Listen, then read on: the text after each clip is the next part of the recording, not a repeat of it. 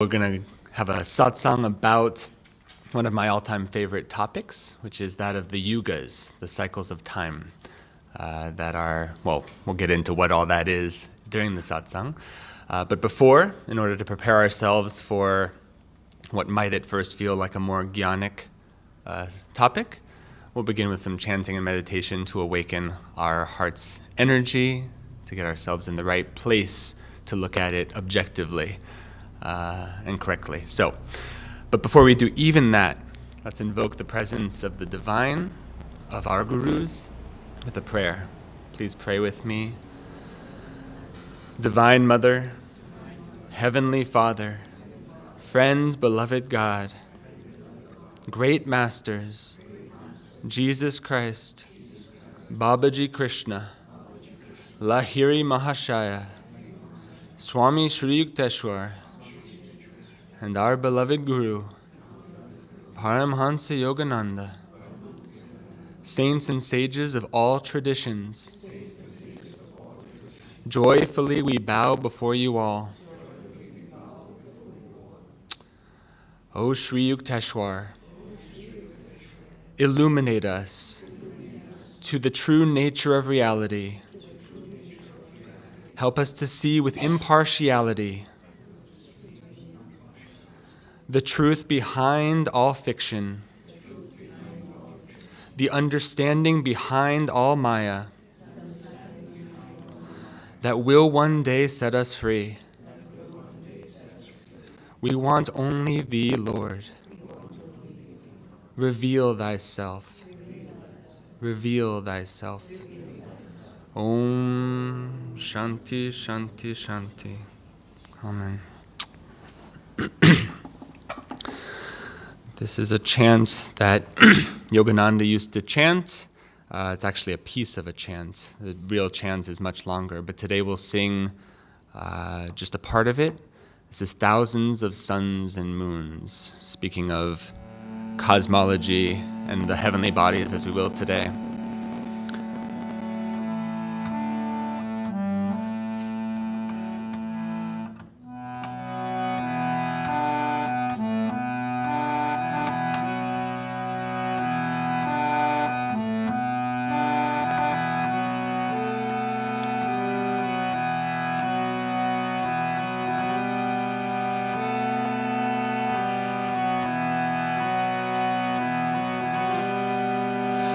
Who tells me thou art dark, O my mother divine? Who tells me thou art dark, O my mother divine? Thousands of suns and moons from thy body do shine. Thousands of suns and moons from thy body do shine. Who tells me thou art dark, O my mother divine? Who tells me thou art dark, O my mother divine? Thousands of suns and moons from thy body do shine. Thousands of suns and moons from thy body do shine. Who tells me thou art dark, O my mother divine? Who tells me thou art dark, O my mother divine? Thousands of suns and moons from thy body do shine. Thousands of suns and moons from thy body do shine. Who tells me thou art dark, O my mother divine? Who tells me thou art dark, O my mother divine? Thousands of suns and moons from thy body do shine. Thousands of suns and moons from thy body do shine.